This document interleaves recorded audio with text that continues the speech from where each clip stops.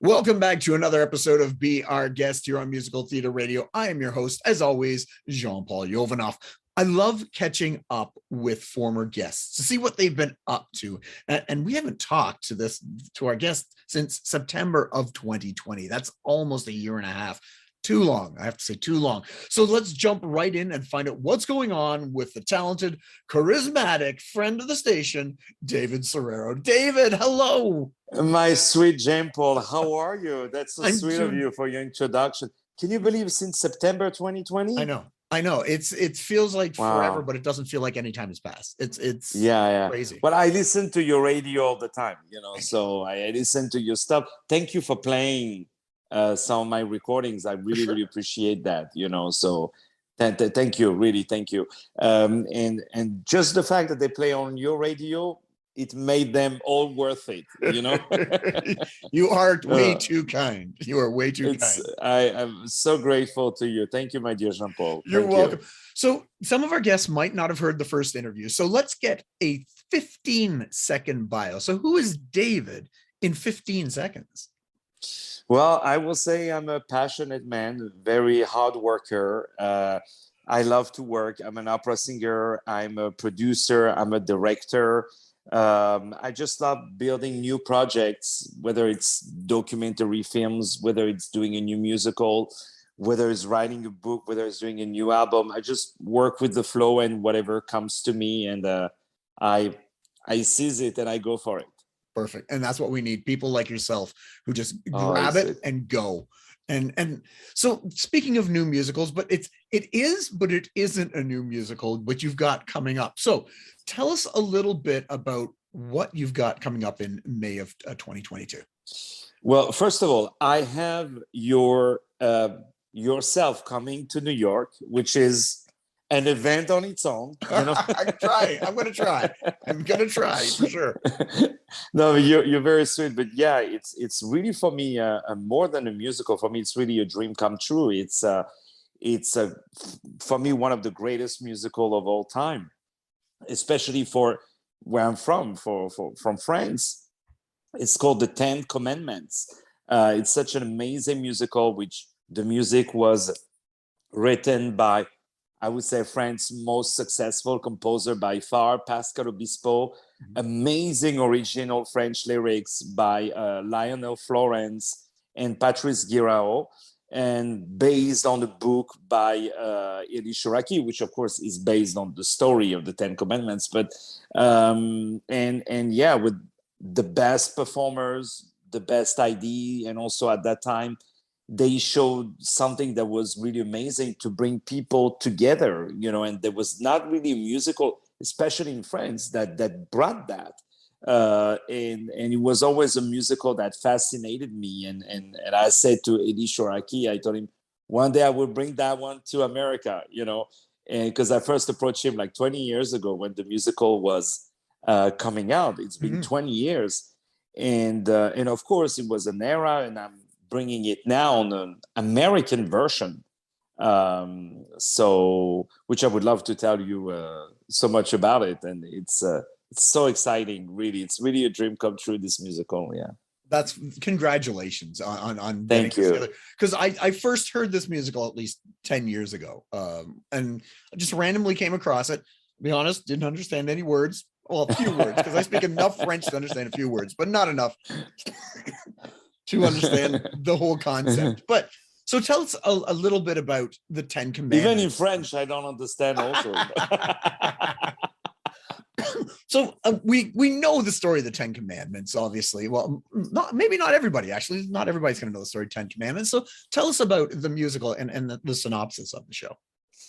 Well, it tells the story of Moses, who his mother, who puts Moses in a basket and then lands into Pharaoh's mother, the new Pharaoh's mother, and then Moses grows up as the brother of Ramesses, and he doesn't know that he's Jewish. And one day he has this accident, and he realized that he is Jewish. And when I say accident, I fast forward a lot, but and then he goes and he's condemned to exile, and he meets a woman, and he meets God, you know, and God gives him the mission to go back to Egypt and to free his people out of Egypt. And he goes back, and you have the 10 plagues of Egypt, and then Ramesses, his own brother, his adopted brother, is like, okay, I'm gonna let the Jews, the Hebrews go, and then after he arrives and a miracle happens, the sea opens, he's able to escape, and then he received the 10 commandments. I mean, I'm really fast forwarding, but and that's the genius of that musical, is that the composer, the writers, they made it very, I would say, emotional about the relationships, you know, almost more than the story, in a way, because, for example, the first musical number is actually one of the songs which I released already, a single called I Choose to Abandon, where you have the mother of Moses, Jochebed, or Yochebed, it depends how you want to say it, you know, who puts her child into this basket, which, by the way, we call it a Moses basket in this era. It comes from that. She puts it in a Moses basket, and she sings, I choose to abandon. And then you have this duet with the Egyptian mother, you know, who sees and she dreams of giving birth again, etc. So it comes to that, and at the end, the will of love, l'envie d'aimer, this very famous song. I think it's one of the most famous songs ever in France, and you understand why when you listen to it. The performance of Daniel Levy and all the performers of that original musical was just mind blowing, and all of it, you know, when you know, when this Hebrew slave sings the maximum pain, la peine maximum, which I released also as a single, you feel, you know, what's in him, and that he wants to be free, and he has this dream, and all of it. That was really the genius of these people, that you don't have to basically to be Jewish to really appreciate that music. And the composer Pascal Obispo is such a person, you know, is really a god to me. He really is. And the original writers also, because they understood how musicals were done at that time, because at that time in France you had Notre Dame de Paris, you know, and you had the 10 Commandments, which they both arrived kind of at the same time. That was it. You had Romeo and Juliet also. But after, you had tons of musical. You have Starmania, which back in the days, you know, but that was really the only thing. So they really understood how to bring this new era. Of course, now we are in 2022, and I'm in New York, and I'm in the capital, the world capital of musicals, with all that respect. And there is a new, I call it a vocal literature and a vocal style of singing this repertoire, which back then they sang it more on the pop style than on the lyrical style, more on the Broadway legit style. So I want to really bring it as a Broadway musical. So the first work that I did was to commission Elisha Raki to write dialogues, to write a libretto, which he wrote it in French, which when I adapted it in English, I had to change a lot of things. And also in the original production that they did, they had like 49 dancers. 49, it was huge. Wow. Forget about it. 49, I can, you know, I have to save money for my green card, you know, so I cannot pay, you know, 49 dancers. So I had to readapt it and squeeze it. And the show was like 2 hours something with intermission. So I had to bring it down, and also to make it a little bit less wordy, you know, so that there was more lines for the singers. And also what was very important was to detach the show, to detach, I would say, the music piece from the show itself. You know, so that was very important. And then to make a new show with that piece, so that any theater in the world or in America or in English-speaking countries, they can project themselves in doing it. Because before, as I said, 49 dancers, you needed a stadium, you needed really the stage. And that's where they did it. They didn't do it in theaters. They did it in stuff that would be New York, Madison Square Garden. You know, they did it that kind of venues, you know. So it was a 3,000, 5,000 seats, you know. So it needed to be readapted. It needed also to be readjusted in terms of the tempo. You know, we are in the TikTok era, we are in the Snap era, so things need to go a little bit faster right there, a little bit punchy. But when you live in New York, you become like this naturally, I can assure you. When you're in Starbucks, you're waiting more than 1 minute, you're like, it's taking forever, you know. What's going on? It's the worst experience, you know, when people say worst experience, they waited 1 minute, the worst experience, you know. And no, so that was basically, and also the challenge of finding the right cast who will have also who could really create these new characters, but yet have strong tradition of the Broadway musical theater, but also have that youth to bring something fresh also to the musical.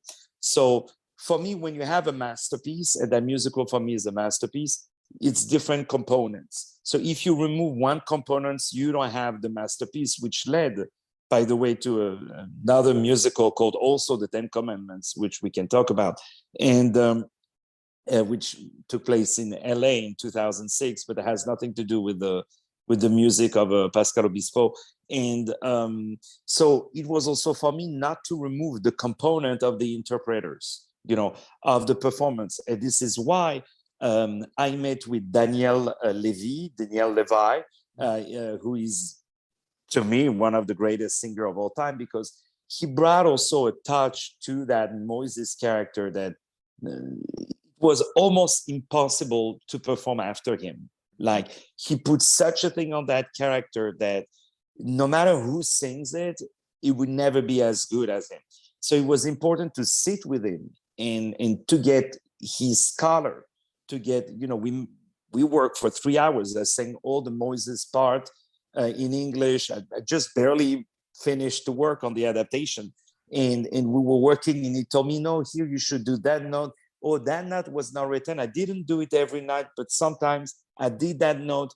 And a lot of people forget to do that note, but I think it's that, I mean, we even filmed that, so I will have the video for you, but I put a little excerpt on YouTube. But it was very important for me to have it and to create independent characters like Moses, Ramesses, etc., that could be, would have a personality, of course, but also that any singers in the future can project themselves into it. You know, because if you do a musical and people like, oh, only he can do it, or he can only be done like this, then that musical is hard to get a future. For sure. So when did this project start, and how long have you been working on it to get to this point where we're going to have a production in a month and a couple of months? Yeah, absolutely. So it's funny because yesterday, you know, I was ordering on Amazon, you know, the toddlers, the babies, the dolls. Yeah. You know, because at the beginning the musical opens when the woman, she gives away her child and to save him, but also Egyptian are killing all the firstborns. You know, because the story is that one Egyptian priest saw a prophecy that there would be one Hebrew male who will deliver the Hebrews people, you know. So the Pharaoh said, oh, you know what, we should kill then all the firstborns, the male firstborn. So for sure that won't happen. So, and in a way, you know, they saw it right, the priest. So I was on the internet ordering and going to the store looking like which toddler is the best and holding it, does it look fake? It has to be heavy still. It cannot be too light because they're going to see. So I have all the people looking at me like, what is he doing with all the toddlers, holding them, and then the skin color, because you don't want it too white. You have to find something in the middle. So so I had people looking at me like, and then I get delivered, and the neighbors can going to start to think, what is he trying to do with these 10 dolls that he has? So no, Jean-Paul, it really started actually in February 2020. I'm the producer of the New York Sephardic Film Festival in New York, which, by the way, is opening first week of April. And I invited Eli Shoraki, the guy who did the book and the original staging, and to give him an award. And we had a dinner, and I told him, look, I really want to bring the 10 Commandments. He told me it's very complicated, it's very difficult. You need to have 40 dancers on stage. You need to do that. It has to be like that. You need to have these costumes and that and that. So it went on like that. And then I said, you know what? Then COVID happened. And then I was really pushing to do new recordings. I recorded more cast albums, more new plays, more audiobooks, more Audible does, actually I have partnership with them, like plays, but for the radio drama. That was what I wanted to say. And so I did all of that, and I was very happy. And actually that had Scarface, which you kindly had me for it. And at that time, we thought we were going to do it. I remember in like November 2021. Back then, it would already be gone, the COVID. And look where we are. Yeah. And then I reached out to Pascal Obispo directly, to the editors, and I said, look. So I tried to reach out to them, but I couldn't get the phone number of the editions, because even when I called. All the dramatists, publishers, and all of that, they said, no, there's no authorization, because no one has ever thought of doing it in English and in the US, so, we don't know who you should call, So I was like, you know what, after trying to reach to people for like 2 weeks or 3 weeks, which for me is like 2 years, I was like, you know what, I'm going to start to produce the album. I'm going to start to produce the instrumentals. I'm going to start to do the casting. I'm going to start to do the adaptation, and I'm going to start to record it. And maybe someone will answer to these emails someday, So I hired the singers. We rehearsed. We did the recordings, which actually I recorded almost the whole album, but I'm, releasing it step by step. And also I have the new cast now for the show. So the show has moved a lot, so I might re-record new stuff. So anyway, we did that, and then finally I got in touch with the publishers and with Pascal Obispo's team, and then people were like, okay, we are open to it. But really, what paid off was all the investment that I did, which sometimes it just, as we talk sometimes, is just go for it. And I took the chance to really record it, to really make it really nice. I told them it's demo, but they were not so much demo that I thought. They were a little bit more advanced than that, but I played it, downgraded everything. And I said it, and I said, look, these are demos. This is how I think it should sound. This is how the style, the era, the new era, the new fresh blood, the new, because there were, rhythmic parts that were in synthesizers that were really early 2000s, So I did something new, at the tempo a little bit faster, the reverb also on the voices, the chorus also very, very different. The mastering also, I made it more popish, like to be more spreaded. So all of that, and that really really, really paid off. So it took, I started, to work on it. I think it was in September 2020. And I started to record the first thing. I think it was in October 2021. And I think I sent demos. I think it was in this February, March 2021, And so we had a lot of talks, a lot of negotiation, but if I recall well, that was in August 2021 that I got the full okay, from the authors, which to me was really a blessing because they never did that, they never done that. And from what I heard, Pascal Obispo didn't want to have it that much exported and not ever from what this is what I heard. Yeah. But I'm so blessed that he was excited with it. And of course, the quality that he did, no one in the world could do a Pascal Obispo production, better than him. It's physically impossible. Yes. Like you want to do the album Thriller or Off the Wall, it's only Quincy Jones and Michael Jackson can know how to do it, So he, but also with what I know, with my foot actually in the venue, in the room where I saw it, the original French, and I know where it touches me, and I know what it means to me. And now my foot on Broadway in New York City, having Americans doing also comedy. So I know what they laugh, what they don't laugh. I know what they like. I know what they don't like. I know when it's boring for them. I know when it's cheap for them. I know all of this stuff. So I was able to kind of have both regards. When I go, I would say to American, and I don't mean this as an insult or as a critic, but I remember that there is like the French sensitivity of the authors of Pascal Obispo that I have to make sure not to forget, and the original interpreters.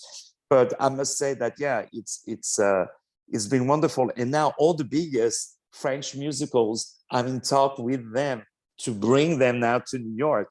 Wow. And because I have that platform in New York where I have plenty of theaters, but it's really, really exciting. And that's, I think, if that's my mission, to be that bridge, I'd be more than happy, and it's so amazing to bring the 10 Commandments in New York, and the press in France was absolutely amazing because they were kind enough to bring it up, and from Les Miserables, there was not really something of that size that traveled. So it's really a dream come true, Jean-Paul, but you'll be there to see it. I hope. The more you talk about it, the more I have to be there. I just got to come. Oh yeah, you're going to love it. But congratulations. Like such a short turnaround, and you did it during the pandemic. And like you said, it's hard to get, as a writer, it's hard to trust someone to take your stuff, but but you were there, you saw the original, and so they would understand your passion, and you, like you said, you have your feet in both countries, the French and the American, so you were able to combine them two, and I totally understand. As a Canadian, it is a different mindset being in the States than being in France, than being in England, than being wherever, and it's hard to meld them together sometimes because they are so different. So what you've done is fantastic. And thank you, Jean-Paul. But it's also the characters also, because it takes place in Egypt. I wanted voices also that can bring something ethnic, that is not just I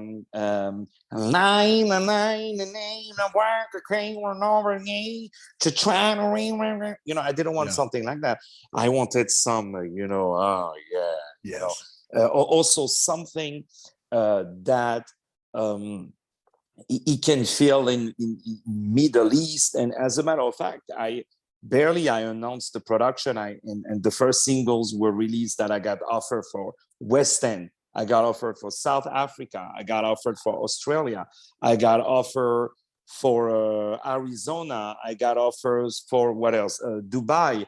I got offer for also a big venue in New York. I cannot say the names, but they want to do a version with symphonic orchestra, you know. Wow. So just to tell you that there is definitely an audience for that, but they trust, you know, the fact that in me I have this classical theater, because you definitely have some Shakespearean scenes that I'm going to bring out, that I have this operatic background that that in terms of vocals, it's going to be very, very, very strong, that I have this Broadway background. So there's going to be all these Broadway belting and colors and projection and energy, you know, but also I'm French, I'm Jewish, I'm Moroccan. I grew up, you know, with the Muslim world and all of that. So I want to bring, you know, also this Arabic culture into it, you know, and all of that, mixing it up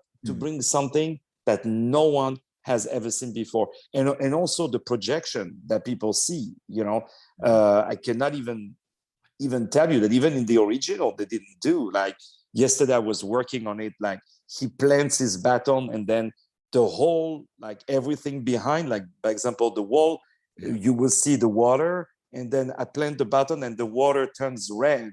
Wow. Like with blood, you know, or when the sea opens, you see the sea opening, or the pyramids behind. I mean, really some really amazing things. And also this music is very rare for Broadway musical, you know.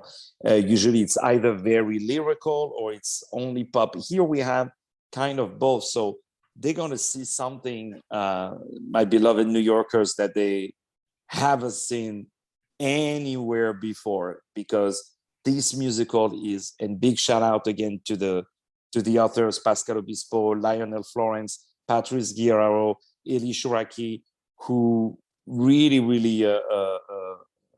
trusted me, you know. And I said to Eli, it would happen with or without your approval, you know. Because I really, you know, when I decided something, there was nothing that could stop me. And the enjoyment that I see from all the cast members. We have phenomenal artists. We have Lisa Mond, we have Christine Vario, we have Aria Critchley, we have Stephanie Craven, we have Melissa Lubars, we have so many. I'm sorry. One Canadian.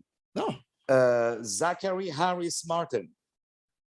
Phenomenal tenor. I see him today, actually. We're going to rehearse. We're going to work on his song. He is absolutely phenomenal, and really amazing artist. And we're doing all that vocal work to find that perfect, you know, color that I want, and also that perfect the way they say the character, the way they say the lines, the acting. Also, I don't want the, you know, the biblical acting that we can see. I want it also that it's also a love story, you know, that it's story of two brothers, story of two mothers, story of just people who love each other. And sometimes at the end of the movie, at the end of the show, sorry, people feel like, you know what, we should love each other. You know, why are we hating each other? What have we learned from all these wars and all that stuff? And actually, I added a line specifically for that was going on, sadly, in Ukraine, you know. So I added that line to connect to that particular moment, that even to this day, you know, we haven't learned anything from it, you know. So it's going to be phenomenal. You'll be there, but it's going to be phenomenal. That is incredible. And so how do people, when is it going up? How do people go see it? Because I know I want to go see it. I'm pretty sure lots of people who are listening will want to go see it. Give us the information and how and when and where and why. Well, they should call you on your cell phone, first of all, so that they can go on the website, the 10 Commandments, themusical.com. So I just want to say about the 10 Commandments, the musical, that There was a musical in 2006, which took place in LA, that is called The Ten Commandments, the musical. This musical has nothing to do with us. It's not the music of Pascal Obispo. It's not the original lyrics of Lionel Florence, Patrice Figaro. It has nothing to do. What happened is that they were supposed originally to have that. They were supposed. I apologize. Someone called. So they were supposed to have that. I would say this production in LA, but then there was a big mishmash between people involved, and they decided to hire a composer to write a music about it. But sorry, that musical without the music of Pascal Obispo, Lionel Florence, Patrice Figaro is not it's not. I'm respectful to what they did, of course, the decor, all of it, but I mean, I cannot watch 1 minute of it, so it has nothing to do. What you're going to see, it has not been done before, so they can go on the website, the 10 commandments, the musical.com. They can buy the tickets. It's only 5 performances in May. All right. 5 performances, and after maybe we'll play more. It would depend if people come, but I know for sure there are so many people interested that they really love the work that was done on it, with the singles and also the promotion, how I articulated it with the teaser, with the trailer, telling all that story. Is going to be phenomenal. But I can assure you there will not be a single dry eye in the audience, because we're bringing something completely new. Congratulations. That's all I have to say. Thank what you've done is incredible, and I look forward to hearing it more. As soon as there's a cast recording, it's going on the station. We know that, and for sure, we will support you any way we can, David. Thank you, because you're doing some great stuff out there. So thank you, sweetheart. No, I am, and I'm here for you also. And when you come, I will mention you. I will mention you here, and you get to interview the whole cast if you want. And really, you would get everything exclusively, and maybe you get the audio of one of the live performance to put exclusively on musical theater radio. I'm just saying, well, okay, that's also possible. We'll see. Let's talk. But it's going to be really, really beautiful. And because in America, the 10 Commandments, people are really, really, I would say they have engraved in their mind the phenomenal movie of Cecil B. DeMille, so people, when they think the 10 Commandments, they think of that, So it was important for me also to kind of be aware of what people knew already, because they know more that movie in the US than in France. Even though in France, a lot of people know it, of course, but in the US, that was really something. So I'm going to bring something really, really new, would be a mix of both, of the movie and of the film, of the theater version. But a lot of people are flying from France to see it, so wow. I'm very excited. You're not far from Canada. I'm an 8-hour drive. There's nothing. There's just got to get across. I do it 8-hour drive. I do it in 8 hours. Again, David, congratulations. Thank you, brother, for coming on today. And everyone should go check out. I know it's a limited run, but if you're in New York, make sure you check it out. All right. So we were just speaking with David Serero here on Musical Theater Radio's Be Our Guest. Go to the 10 Commandments, themusical.com to learn more about the show. Get your tickets, limited run. And I'm definitely going to try and get down there. My name is Jean-Paul Jovanov. You are listening to Be Our Guest. Tune in next week as we'll speak with another guest or guests about their life, love, and passion that is musical theater. And until next time, my friends, I'll see you when I see you.